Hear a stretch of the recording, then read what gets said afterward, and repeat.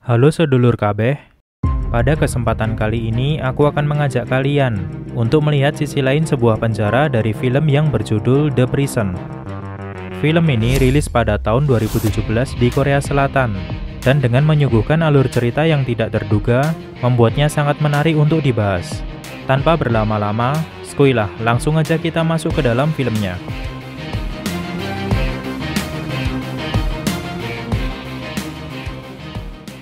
Berada di penjara Seonam, tampak beberapa tahanan baru saja datang. Salah satu di antaranya adalah Song Yo-gun. Dia adalah mantan detektif yang dijebloskan ke penjara atas tuduhan kasus tabrak lari, penghancuran barang bukti, dan penyuapan sejumlah uang. Baru saja tiba, dia sudah harus berurusan dengan seorang bernama Chang Gil, yang dulu pernah dia penjarakan. Walaupun sempat dipukuli dan disekap, seketika dia berhasil melakukan serangan balik. Dia menggigit telinga Chang Gil sampai putus dan juga menyanderanya. Atas kerusuhan yang dibuatnya, akhirnya dia dipertemukan dengan kepala penjara yang bernama Kang. Di sini dia meminta untuk dipindahkan ke kamar lain, dan dia berjanji tidak akan berbuat onar sampai nanti dia bebas dari penjara. Tetapi permintaannya ini tidak direspon baik oleh Kang, dan membuatnya sangat kesal. Saat akan kembali ke dalam kamar, dia dikejar oleh beberapa tahanan yang ingin menangkapnya. Dia pun berusaha untuk kabur, tetapi pada akhirnya dia tetap tertangkap dan dibawa ke suatu ruangan. Di sini dia bertemu dengan bos para tahanan tadi, yang bernama Ik-ho. Tampak terjadi pembicaraan yang kurang menyenangkan di antara mereka. Bahkan Yo-gun sampai meludahinya. Karena merasa sudah dipermalukan, Ik-ho menyuruh anak buahnya untuk memotong tangan Yo-gun menggunakan gerinda. Di sini Yo-gun tampak sangat ketakutan. Akhirnya dia memohon ampun dan berjanji akan patuh. Untunglah Ik-ho masih mau mengampuni nyawa Yo-gun. Sebelum lanjut, aku akan menjelaskan sedikit mengenai Ik-ho. Dia adalah orang yang memegang kekuasaan di dalam penjara. Tidak hanya tahanan yang lain, bahkan sipir pun tidak berani untuk mengusiknya. Dia juga memiliki banyak akses dan bisa melakukan apapun di dalam penjara. Kenapa bisa seperti itu? Itu karena dia sering memberikan uang kepada para petinggi penjara dari hasil kejahatannya. Yang jadi pertanyaan di sini adalah, kejahatan apakah itu? Nanti kita akan ketahui bersama. Adegan beralih ke kepala penjara, Kang. Di sini dia bertemu dengan seseorang yang bernama Dr. Kim di suatu restoran. Dr. Kim adalah perencana aksi kejahatan yang akan dilakukan oleh Ik-ho beserta anak buahnya. Jadi, di sini Kang menjadi perantara untuk memberikan susunan rencana tersebut kepada Ik-ho. Kembali lagi ke dalam penjara, Yo-gun diperkenalkan dengan anak buah Ik-ho yang ternyata bukan orang sembarangan. Beberapa di antaranya ada yang dulu berprofesi sebagai dokter, peneliti, ahli bom, ahli strategi markas besar militer, dan masih banyak lagi.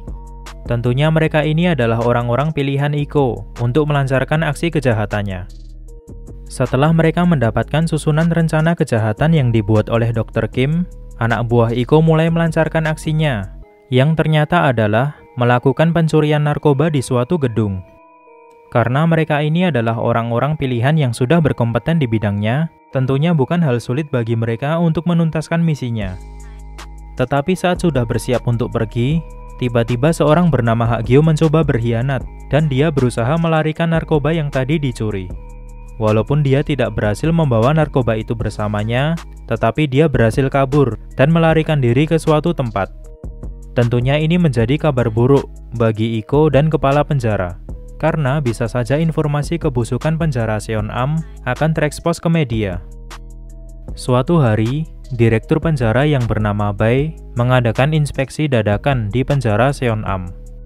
Awalnya kegiatan yang tidak direncanakan ini berjalan lancar, sampai tiba-tiba direktur tanpa sengaja bertemu dengan Ik-ho. Tampak dia sangat mengenalinya.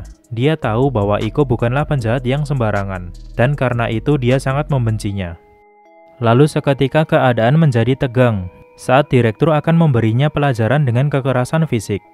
Untunglah di sini Yo-gun datang untuk mengalihkan perhatian dengan memberikan umpatan.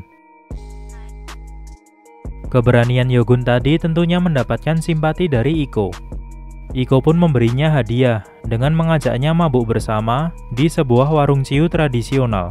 Tampak terjadi obrolan yang cukup akrab di antara mereka. Bahkan Yogun juga diberi penawaran yang menarik, yaitu hadiah 100 juta won apabila dia berhasil menangkap Hak-gyo yang tadi kabur saat melaksanakan tugas. Keesokan harinya, Yogun mulai melancarkan aksinya. Untuk mencari informasi tentunya bukan menjadi hal yang sulit bagi seorang mantan detektif sepertinya. Singkat cerita, dia berhasil menemukan Hak-gyo di suatu pelabuhan dan membawanya kembali ke penjara. Tetapi setelah itu hal yang tidak terduga terjadi, di mana Hak-gyo langsung dihukum mati dengan cara gantung diri. Tampak Iko tidak pernah main-main dengan orang yang mengusiknya dan juga berkhianat padanya. Setelah itu, adegan memperlihatkan Yogun sedang membersihkan area sekitar kantor kepala penjara. Di sini dia melihat Kang seperti menyembunyikan sesuatu di dalam lemarinya. Karena curiga, akhirnya dia memutuskan untuk masuk saat Kang tidak berada di tempat.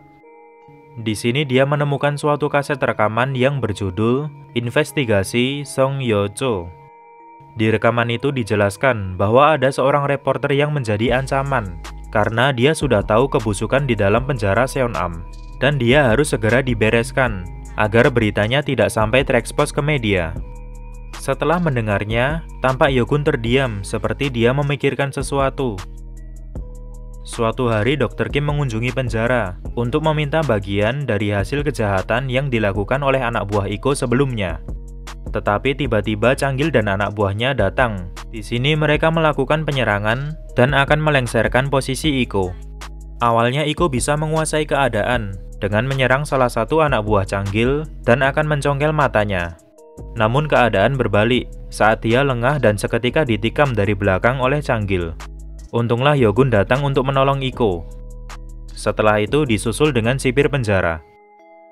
Jelas saja Iko tidak terima dengan penyerangan sebelumnya. Di hari kebebasan Changgil, dia mengutus anak buahnya untuk menabrak Changgil sampai meninggal. Namun tidak hanya itu. Dia juga mengetahui ada anak buahnya sendiri yang bernama Hong Pyo yang juga berkhianat. Tanpa pikir panjang, dia langsung menyuruh Yogun untuk memotong tangannya menggunakan gerinda. Lagi-lagi Yogun harus terlibat dalam kekejaman bosnya sendiri. Tentunya dia tidak pernah mengharapkan akan menjadi sekejam itu.